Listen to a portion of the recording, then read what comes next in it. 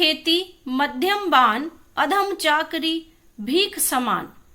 अर्थात खेती करना सर्वोत्तम व्यवसाय है, मध्यम कार्य या मध्यम व्यवसाय व्यापार को माना गया है, नौकरी या चाकरी को घटिया यानी अधम कार्य या व्यवसाय माना जाता है, एवं भीख निदान या निषिद्ध है। निषिद्ध यानी भीख मांगने की मनाही है। यह कहावत पहले भी मैं कई बार सुन चुका था। अब हुआ यह कि बीए पास करने के बाद मुझे अधम चाकरी या नौकरी मिली ही नहीं, इसलिए उसे भीख निदान समझकर मैंने खेती के उत्तम व्यवसाय में हाथ लगाना चाहा और अपने गांव चला आया। हाथ लगाना चाहा यानी खेती के व्यवसाय को अपनाना चाहा। मेरे चचा ने मुझे समझाया।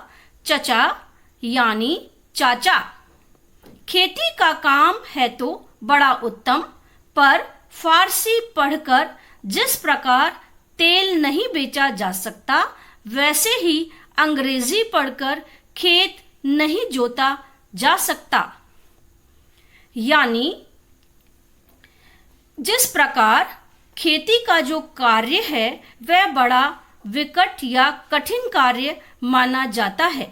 उदाहरण के तौर पर लेखक के चचा यानी चाचा जी ने उन्हें समझाया कि जिस भांति फारसी एक भाषा है, फारसी को पढ़कर तेल नहीं बेचा जा सकता, वैसे ही तुम अंग्रेजी पढ़कर आए हो, अंग्रेजी पढ़कर तुम खेती नहीं कर सकते। इस पर मैंने उन्हें बताया कि यह सब कुदरत का खेल है, क्योंकि फारस में तेल बेचने वाले संस्कृत नहीं बोलते, खेत जोतते हैं। यानी लेखक ने अपने चाचा जी की समझाइश पर यह कहा कि ये सब तो कुदरत का खेल है, यानी प्रकृति का खेल है, और वे अपनी बात पर टिके रहे, यानी अपनी खेती का पेशा या खेती का व्यवसाय अपनाने की बात पर अड़े रहे। चाचा जी बोले, बेटा यह खेती का पेशा तुमसे नहीं चलेगा। पेशा यानी धंधा या व्यवसाय, यह तो हम जैसे जाहिलों के लिए है। जाहिलों यानी गंवारों, इसमें तो दिन रात पानी और पसीना, मिट्टी और गोबर से खेलना पड़ता है। इस पर मैंने जवाब दिया कि यह शरीर ही मिट्टी का बना हुआ है और गोबर तो परम पवित्र वस्तु है।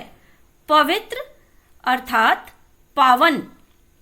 मिट्टी का स्थान या यदि पंचभूत में है तो गोबर का स्थान पंचगव्य में है। पंचभूत अर्थात 5 तत्व, पृथ्वी, जल, अग्नि, आकाश और वायु।